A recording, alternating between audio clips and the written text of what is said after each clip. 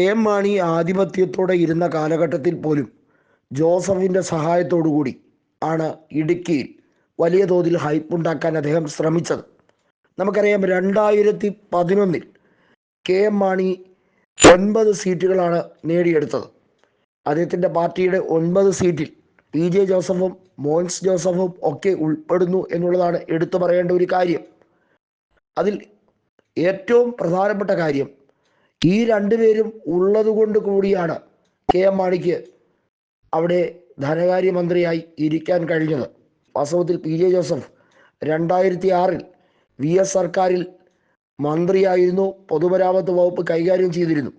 അതിനു പിന്നാലെ അന്ന് യു കുരുവിളയും മന്ത്രിയായിരുന്നു. അഴിമതി ആരോപണം ഉൾപ്പെടെ നേരിട്ടപ്പോഴാണ് അദ്ദേഹം രാജിവെച്ച് പിന്നീട് പാർട്ടിയിലുള്ള നേതാവായ മോൻസ് ജോസഫിനെ പൊതുമരാമത്ത് വകുപ്പ് മന്ത്രിയാക്കിയത്.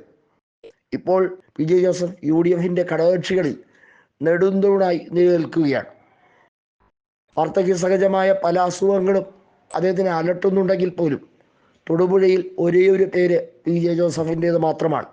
അദ്ദേഹത്തിൻ്റെ മകൻ അപ്പുവിനും അത്രയേറെ ജനപിന്തുണ ആർജിച്ചു വരാൻ സാധ്യതയുണ്ടോ എന്ന വലിയ ചോദ്യമുണ്ടെങ്കിൽ പോലും അതൊക്കെ തരണം ചെയ്യാൻ അദ്ദേഹത്തിനെ മെല്ലെ പ്രാപ്തമാക്കുകയാണ്. കടുത്തുരുത്തി MLA ആയ മോൻസ് ജോസഫാണ് ഇപ്പോൾ ജോസഫ് ഗ്രൂപ്പിൻ്റെ കാര്യങ്ങളെല്ലാം തന്നെ ചർച്ച ചെയ്യുന്നത്. മാണി കോൺഗ്രസ് കോട്ടയത്തും ഇടുക്കിയിലും ഒരുപോലെ തകർന്ന് തരിപ്പണമാകുമ്പോൾ വാസ്തവത്തിൽ ഇനി ഭാവി മുഴുവൻ ജോസഫ് ഗ്രൂപ്പിന് തന്നെയാണ്. വാസ്തവത്തിൽ കേരള കോൺഗ്രസ് എമ്മിനെ നയിക്കേണ്ടിയിരുന്നത് എം മാണിക്ക് ശേഷം തലമുതിർന്ന നേതാവായ ജെ ജോസഫാണ്. അല്ലാതെ രാഷ്ട്രീയത്തിൻ്റെ ഒന്നും തന്നെ അറിഞ്ഞുകൂടാത്ത ജോസ് കെ മാണിയല്ല.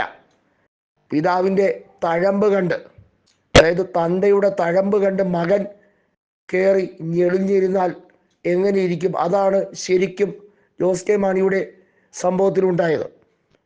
ശരിക്കും മൂക്കാതെ പഴുത്തു എന്നുള്ളതാണ് ജോസ് കെ മാണിയെക്കുറിച്ച് പാലക്കാർ പറയുന്നത്. രാഷ്ട്രീയത്തെക്കുറിച്ചൊന്നും അറിയില്ല, എന്നിട്ട് കോട്ടയം MP ആയി 2 തവണ ഞെടുങ്ങിയിരുന്നു. കോട്ടയത്തിൻ്റെ ദൈനംദിന പ്രശ്നങ്ങൾ, ആ ലോക്സഭാ മണ്ഡലത്തിനകത്ത് വരുന്ന നിരവധിയായിട്ടുള്ള വിഷയങ്ങളെക്കുറിച്ചൊന്നും തന്നെ പാർലമെൻറ്റിൽ ഒന്നും ഉരിയാടാൻ അദ്ദേഹത്തിന് ഇന്നേ വരെ കഴിഞ്ഞിട്ടില്ല. ഇപ്പോഴും രാജ്യസഭ MP ആയി ഇരിക്കുകയാണ്. എന്താണ് ഉദ്ദേശം എന്ന് ചോദിച്ചാൽ അതിന് വ്യക്തമായൊരു ഉദ്ദേശം പോലും ഇല്ല. എന്നിട്ട് പാലായിൽ വന്ന് മത്സരിച്ച് MLA ആവാൻ വേണ്ടി വലിയ രീതിയിൽ പ്രയത്നം എടുത്തുകൊണ്ടിരിക്കുന്നു എന്നൊക്കെയാണ് പറയുന്നത്. വാസ്തവത്തിൽ ജോസ് കെ മാണിയുടെ ഈ തരം താഴ്ന്ന രാഷ്ട്രീയം കണ്ട് മൂക്കത്ത് വിരൽ വെച്ചിരിക്കുകയാണ് സ്വന്തം മാതാവായ കുട്ടിയാമ്മ ചേട്ടത്തി പോലും എന്നാണ് എല്ലാവരും പറയുന്നത്. ഏതായാലും ജെ ജോസഫിൻ്റെ രാഷ്ട്രീയ ഗുണം എല്ലാം തന്നെ അപ്പു ജോസഫിന് മാത്രമല്ല മോൻസ് ജോസഫിനും അദ്ദേഹത്തിൻ്റെ ശിഷ്യനായ മോൻസ് ജോസഫിനും ഏറെക്കുറെ കിട്ടിയിരിക്കുകയാണ്. പാർട്ടിയെ ഉച്ചസ്ഥായിയിൽ, അതായത് കേരള കോൺഗ്രസിൻ്റെ അമരത്തേക്ക് ഇനി ജെ ജോസഫിൻ്റെ പാർട്ടി തന്നെ എത്തും എന്നുള്ളതിൽ ഒരു സംശയവുമില്ല.